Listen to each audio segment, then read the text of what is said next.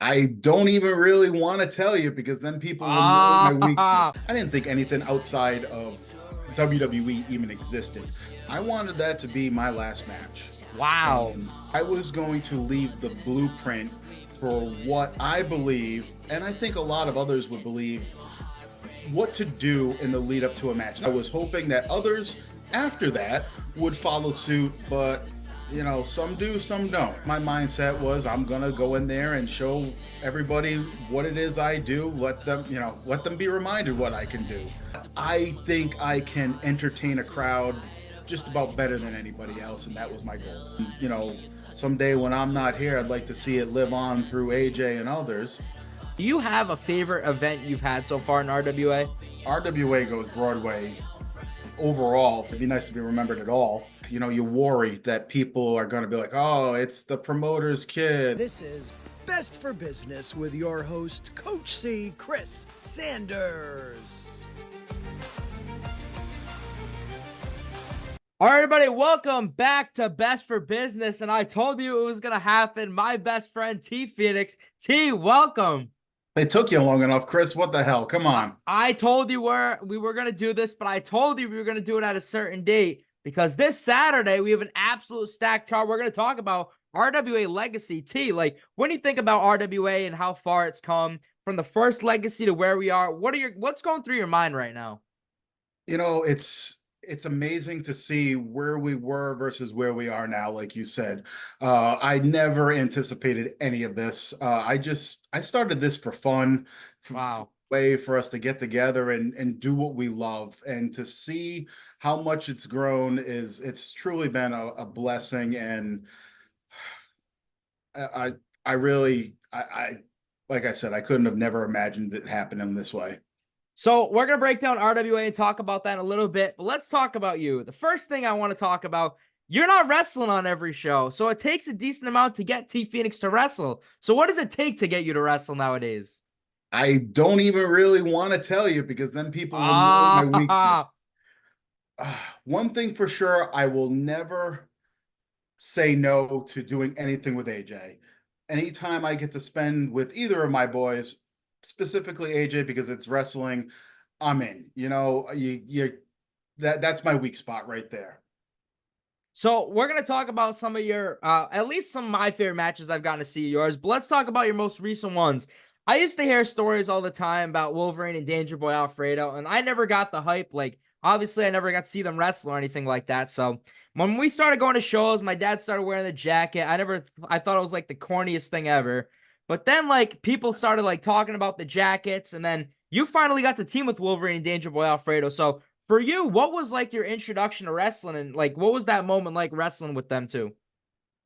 I'll take you back. You probably remember better than I do. It was a show at the Chop Shop. I don't think it was RWA, but I was wrestling and I was in the right-hand corner.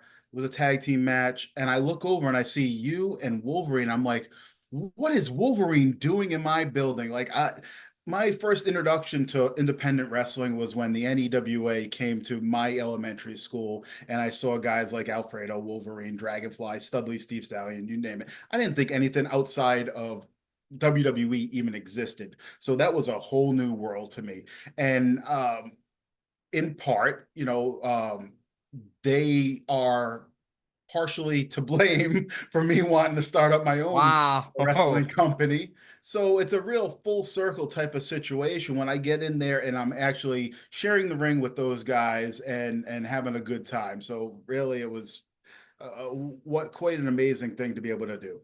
So another match you kind of mentioned wrestling with AJ. I don't know how the match went. You wrestled AJ at Fenway Park, but then it turned to a tag match. The thing about Fenway Park is usually they'll have anywhere between 25 and 35 matches scheduled. And I was approached by Bo Douglas and asked to do the Fenway show with AJ, and that's all he had been talking about. I want to get on the Fenway show. I want to get on the Fenway show. So when the opportunity came up, I was all about it. And Bo approached us about doing a father-son thing because he thought it was, if I remember this correctly, he thought it would have been cool if he would have been able to do the same with his father. So it was special to him, obviously special to me. Why it morphed into a tag team match and they wanted to do more, I think was based around going from father and son against each other to father and son against father and son, because then we wrestled Brickhouse and Devin, and then that turned into this tag team gauntlet match. Wow. So it was singles match, tag team match, and then we were out, and whatever happened after that, I don't know. Yeah.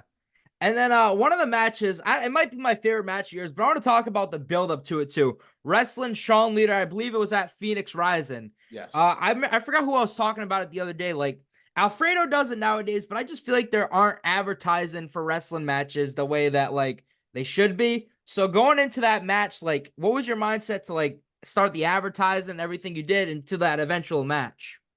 I wanted that to be my last match. Wow. And I was going to leave the blueprint for what I believe, and I think a lot of others would believe, what to do in the lead up to a match. Not just a big match, just any match. Like, you're on a show, you're being booked to wrestle, to perform, but also to put asses in seats.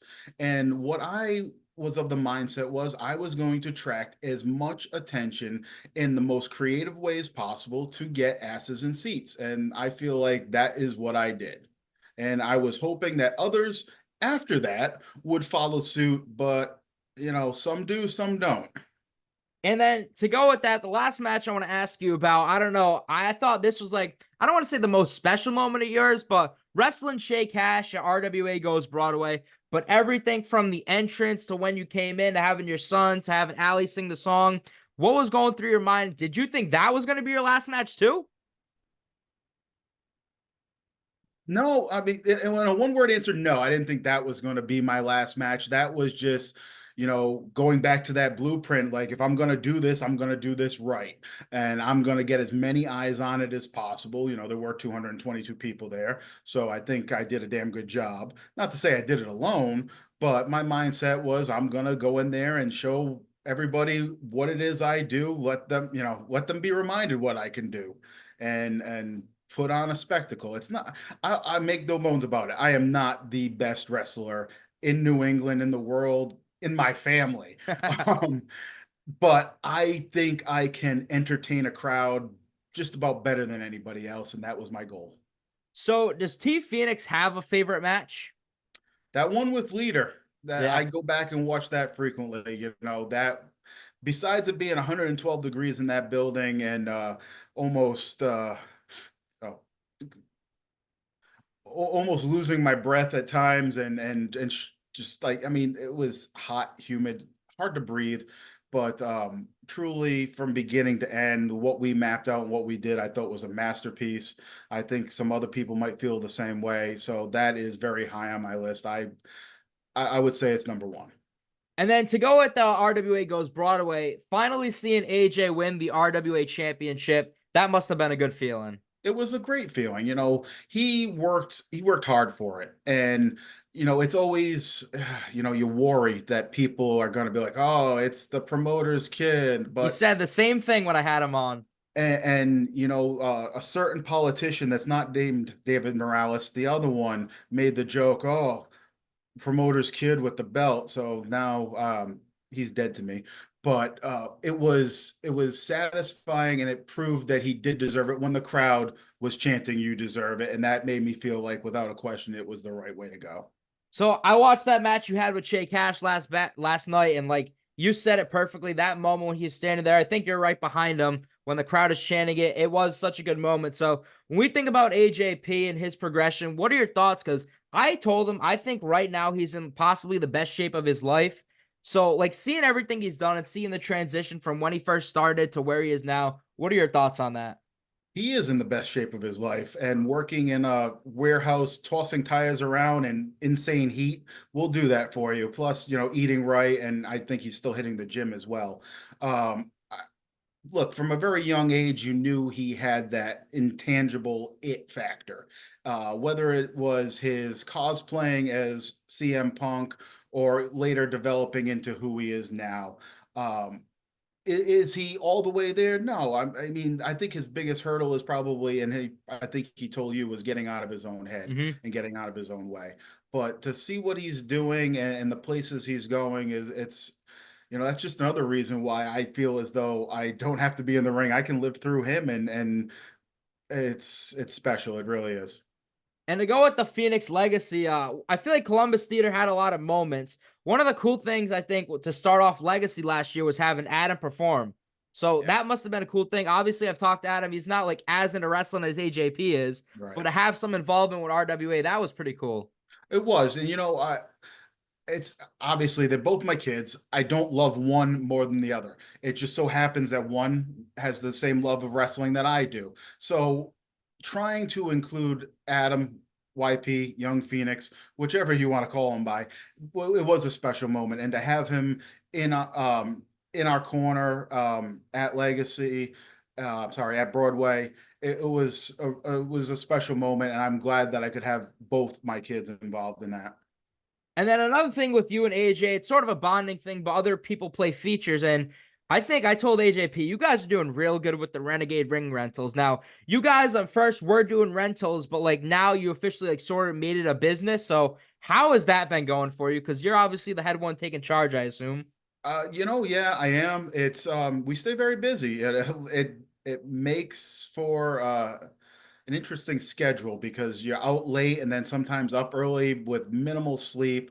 But it's not something I ever saw myself doing, or it just kind of came together with the help of, it started with Teddy. I got to give Teddy Goods a lot of the credit.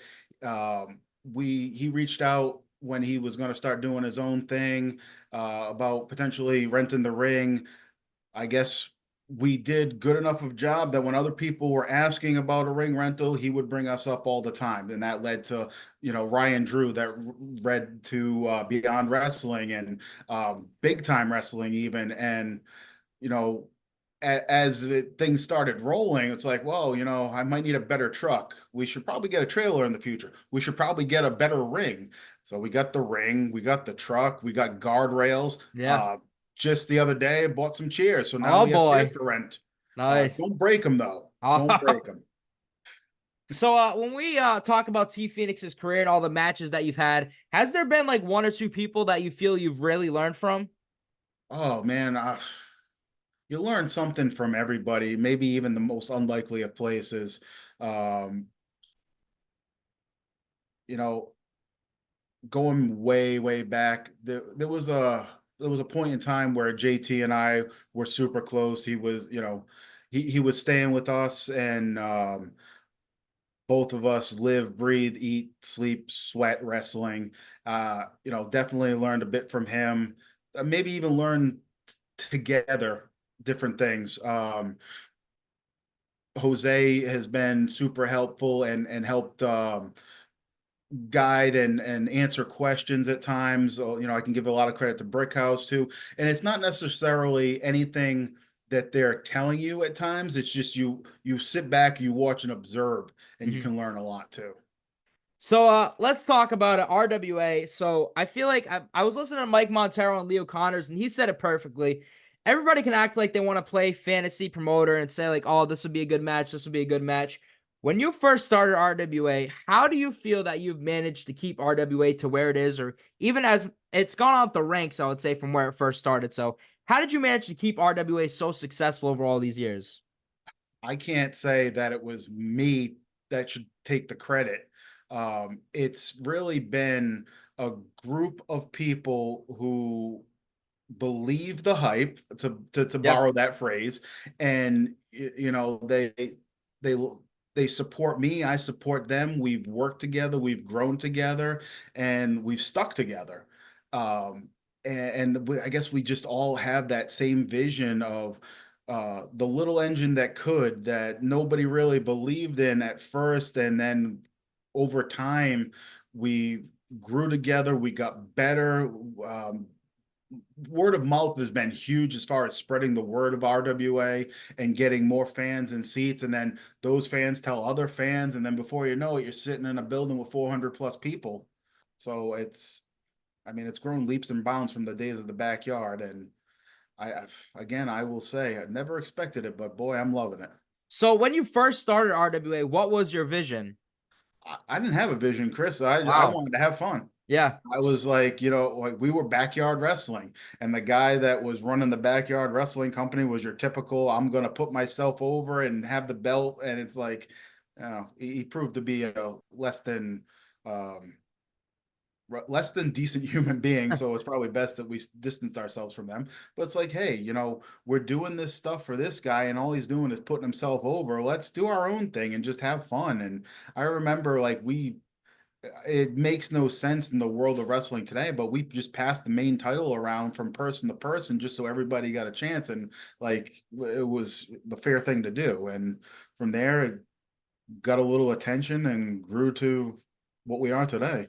So last night, you said I was going to ask you about that. Last night, I was looking on the RWA website, the championship history, and like, I forgot how many it was in 12 months. I think the title changed like 11 times at one point. Yeah, exactly. So like, what was it about, like, as like being the promoter, like finding like who should be like sort of say the locker room leader? You know, moving past the backyard stage when we passed it around and took it more seriously, what you look for is, most importantly to me, is the crowd response. If people are really digging somebody, that's the guy you should probably go with. It helps obviously if they're technically sound in the ring and can entertain a crowd. It helps when they do a good promo, all the usual stuff. But I listen to the crowd. I like to think I do, and see who they're gravitating towards. And And then, also, oh, you got to take into consideration their body of work and how hard they've been working to put the company on the map and get those fans in the seats. so seeing where RWA is right now, do you have goals for RWA? I want to make it as big as humanly possible, and someday when I'm not here, I'd like to see it live on through AJ and others. But overall goals, I talked to AJ about this because he's always worried about his next step. And the way I put it to him the other night was, just when an opportunity presents itself, be ready to take that opportunity, kick the door in. And, through a number of people who have had our back, whether it be David Morales, as much as it pains to admit, he's been helpful. It could be Alfredo. It just a number of people, like, these doors open, like our partnership with Special Olympics, that came from knowing one person who knew somebody else. And boom, before you know it, we're at summer games. So it's just really seizing every opportunity. You said it. The next thing I wanted to ask you, what has that partnership with the Special Olympics been like? Because we've done two spectacles so far, both times sold out. Both have been great events. It seems like it's been a great partnership. It has. And, seeing the smile on the athletes' faces, it sounds like a cliche thing to say, but until you experience it, you can't really imagine what that's like. To be somebody's bright spot in their day, it's truly gratifying. And that's what it's been. Don't get me wrong, it's great to perform in front of hundreds and hundreds of people at spectacle, but to meet those people, the athletes in particular, at the summer games that we were invited to, was the most amazing experience of my life, honestly, just because just how they treat us and they look up to us like we're superstars. And it was an honor. To put it simply, it was an honor. So last year we just did spectacle, but this year, what was it? You guys went to URI and helped with their summer games? Yeah, we actually set up the ring at their Olympic Village, and we were there, meet and greet, signing autographs, taking pictures. We did an exhibition match in the ring. We were kind of cheerleading during the weigh-in competition. We were kind of all over there, just Nice. showing support however we could. So when we think about RWA, I know you might not have an exact one, but do you have a favorite event you've had so far in RWA? I mean, RWA Goes Broadway overall from top to bottom. Yeah. That's probably, if I'm not, I'll say top two because I might be forgetting one, but it's up there. And then to go with that, has there been a favorite match you've witnessed in RWA? No,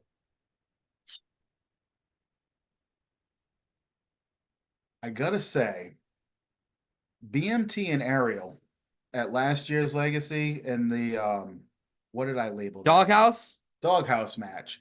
To see the concept that they were given and what they made it, I felt like that was good on them and very fun to watch. So that one comes to mind first. BMT said it. That's one of his favorite matches. I was digging through some RWA yesterday. I think one of my favorite matches I've ever seen was AJP and Montero against the Losers. That was a good one. That was a damn good one. It absolutely was. And that was at Legacy. So now it's time. Let's break down Legacy. The first match I want to talk about, Ariel and Elle Valentine. Now, how has the women's division evolved over the time in RWA? I think it's just evolved in the sense that we have more female athletes at our disposal that are interested in coming in and working. For a long time, Isana stood alone. And then from there, you go to other shows, make other connections. Then somebody like Big Juicy comes into the fold. You meet LMK, she comes into the fold. So now there are just so many options. Plus, you've got the new students like Spike and Sarah Jade who are available to us and interested in coming in. So it's just like there's been more that have been available to us, and I love having them all. And then another match I want you to explain the concept of, I think it's going to be like a tag rumble, the Jeremy Bell Grand Prix. Is that what we're calling it? That's what we're calling it. Yep. And is there a reward to it or just bragging rights or? So in the past, we've had the Jeremy Bell, which guarantees you it's like a money in the bank. Well, I'm not going to pretend I came up with this groundbreaking idea. Yeah. I want to pay tribute to our friend Jeremy Bell, and I want to do something that creates some intrigue, like having a person be able to cash in a title shot whenever they want. Now, previously, we've done singles competitors. So to mix it up, we're going to do a tag team rumble, and the winner gets the Jeremy Bell, and the tag team themselves can use it at any point in time. I mean, I guess technically, if the tag team doesn't necessarily get along, I don't think anything would stop them from saying, well, the hell with this tag team stuff. Maybe I'll go after the RWA champion. Wow. So, I mean, there's that. I don't want to Yeah. cause any dissension among teams, but that's certainly an avenue they could go. I was just going to ask if the Jeremy Bell was still in tactic, but wow, hearing that's big. And now another thing I want to hear your thoughts on the Ocean State Championship. Now, if I'm right, Tony Spencer brought it to the, what was it, Return of the Renegades, was it? Yes. As the story goes, Tony Spencer won in a 16-man tournament in Little Compton, Rhode Island. Wow. For that championship, yes. Wow. Much like Pat Patterson won the Intercontinental title. So when we talk about the Ocean State Championship, it's evolved in the RWA, especially the design. So this match, I think, I don't know how you want to describe it, like the Rising Stars. Well, the Mighty Bosch, he's not like a rising star, but like valued contenders. How would you word this match? I mean, I think you've got a mixture there. You've got a former champion in the Mighty Bosch. You've got a former champion in Denzel. You've got an up-and-comer in Cletus. You've got somebody like Joey Bones who has been around the block but hasn't been seen a lot in recent memory. So he can be the wild card. And then you've got Nick Diamond who's been a mainstay in RWA for like the last couple of years now. So there's quite a variety in there, and it's going to prove to be a clash of styles, I think. I'm looking forward to this one. And speaking of championship, you said one sentence earlier, believe the hype. I don't know what your vision was. When did you bring in the Hype Championship? Oh, wow. So going back to, I want to say 2013, we were always experimenting with different show formats. Like, would we do pay-per-view style where it's just like 8 matches and, like pay-per-view style? Or maybe we'll do a large taping with maybe 10, 12 matches, and then we'll split it up and release it every 2 weeks. And also at the time we were doing public access, so we had more footage for that. So rather than pay-per-view style, we had TV format where RWA Hype was the name of the television show or internet show. So in a sense, we could have called it a TV title, but let's name it after the show. So that's the really the genesis of the Hype Championship. And now I was asked this from being on commentary, and I still don't have the answer. So I forgot when it was. I think it was Stephen Lust. Stephen Lust retires the Hype Championship, right? He combines the two. He unified it, yes. David Morales comes back and brings it back, and people don't act like it's a real championship until Coach Will wins it. Is that how it works? Well, David Morales took it upon himself to bring it out of retirement, yes. And, when somebody doesn't win a championship, I guess you can, take that with a grain of salt. But then you realize how important it is to David Morales and how much it would burst his bubble if it was taken from him. So maybe it's not so much the championship at first. Maybe it's just so much you want to ruin David Morales' day. And then with Coach Will winning it, he brought some prestige to it. And now it's more coveted as you might expect. One of the statements you made, I always get to hear it. I don't know if you know, T, I'm the current reigning what champion. So I already told JT and Danny Moff, I already beat their title reign. So just going for Casey's, got to beat like the pandemic, like 2-3 years. But to go with that, seeing what like all the hype champions we've had, Eddie Vegas, that was a shocker in that match, pinning you. So seeing where Eddie Vegas is and Coach Will are, I'm happy for this match. What about you? I'm very happy for it. Eddie's one of those guys that is always helpful in spreading the word and talking us up and getting asses in seats. And obviously not the most polished in the ring. He's a brute, and he put me down because it hurt. Let me tell you something. I ring my bell. He's always doing everything he can creatively, shooting promos and just drumming up some business for us. So I'm happy he's the champion. Sucks that it was at my expense. And then let's talk about championships, the RWA Tag Team Championships. Now, I looked on the website. I think you only have the RWA Championship history. Who was the first ever Tag Team Champs? First ever Tag Team Champions, I believe. This is a question from Montero. He's the historian. I want to say it was Chris Cruz and Tommy Trainwreck. Wow. Or it was Devin Blaze and Mike Montero. So to go with that, how has the RWA Tag Team division evolved? It's evolved because from what most would have been considered cursed, because for a while there would be a tag team championship victory and somebody would maybe I don't want to wrestle anymore, take their ball and go home, or somebody would get injured, or transportation issues, and it felt like for a while that it was jinxed, honestly. But I think now over the past couple of years where we've freed ourselves from that jinx, we've had a number of interesting and great teams come along, whether it be the team of Montero and AJ, who didn't quite get along at first, or DUI that have had them for the last couple of months, and I think been doing an excellent job with them. And then another match I want to talk about, I think it was the first ever match in RWA Legacy. AJP and Young Phoenix took on, was it Hulk and Nick Hogan? Yeah, it was. So now, all these years later, AJP is taking on David Morales. Now, walk me through this partnership out of nowhere. A state rep comes to RWA, and then he takes over. Then he becomes a hype champ, and now he's an active competitor. Going back to the days of wrestling in the backyard, obviously you have neighbors and they complain, and we get on the radar of the local politicians, state representatives, etc. So we didn't really have a really positive track record with any politicians, particularly in North Providence.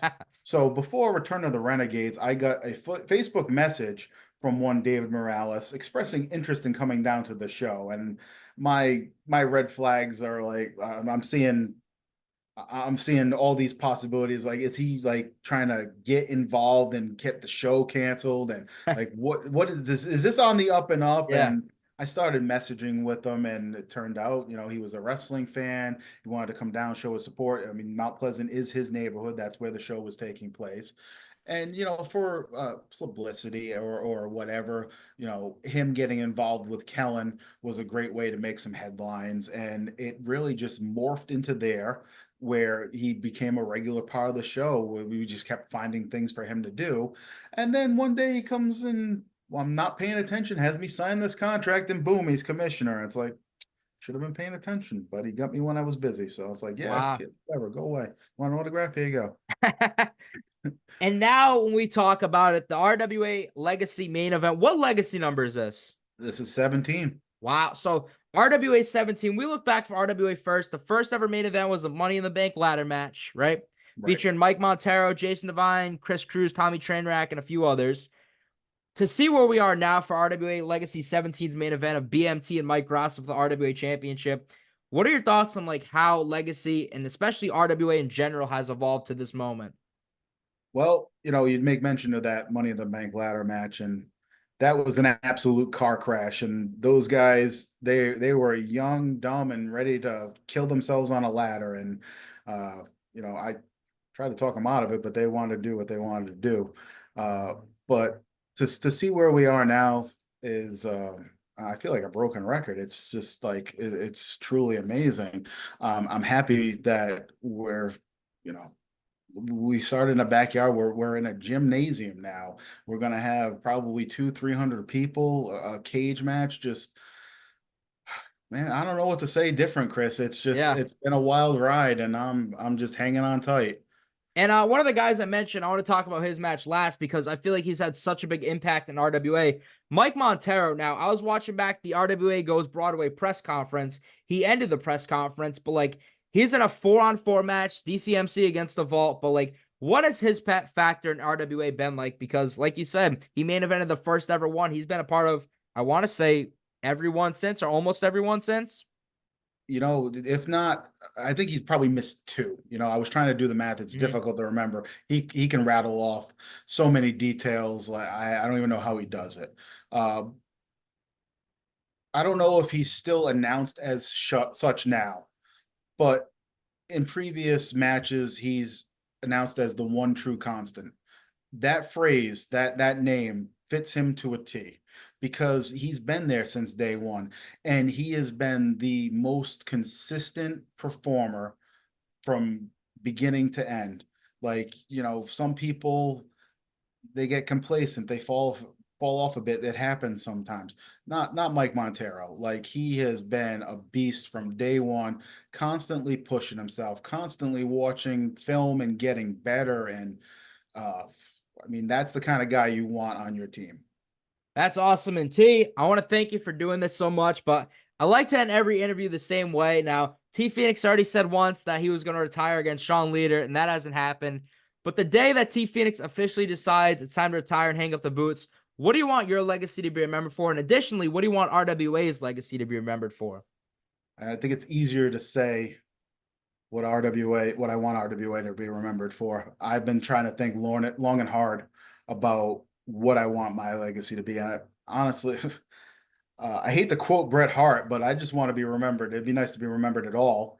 RWA, I hope, is remembered as. I reluctantly refer to it as a family because you get these places of business that refer to themselves as family, and it's absolutely toxic. But I don't think that's the case for RWA. I hope it's something that's looked back upon fondly as where people spent a majority of their lives, all of us growing up together one way, shape, or form. And like I said, I hope it lives on way beyond my years. And I just hope that people look at it as a place where they were given creative freedom to better themselves and perhaps even go on to greener pastures. So, T, I want to thank you, and I want to thank you for everything for you've done. Truth be told, everybody knows it. Coach C would not be a thing if you didn't give me that first opportunity in a 4-on-4 elimination match. So thank you for this, and thank you for everything you do for everybody. Well, listen, we've known each other a while now, and to see your growth, like you were very, very committed to wrestling from a very young age, whether it be your devotion to art and giving everybody their own portrait, or posting content, all the various things you've done. You yourself deserve a thank you and a congratulations because even most recently getting the shot at Chaotic, and I gotta be me when I post online saying Oh, it yeah, hurts to yeah. give you credit, but you can go ahead and save this forever. You deserve every bit of it. You've earned it, and I'm sure there's only bigger things to come for you. So good for you. Thank you, T. And you are very lucky. I'm done with those pictures. That I gave up on those. I was playing video games with David Baker the other night, and he tried to say to me nicely. He said they looked like they're done by Helen Keller. So that's how it's gonna end. But T, thank you so much for joining. Thank you everybody for watching this episode, and this was Best for Business.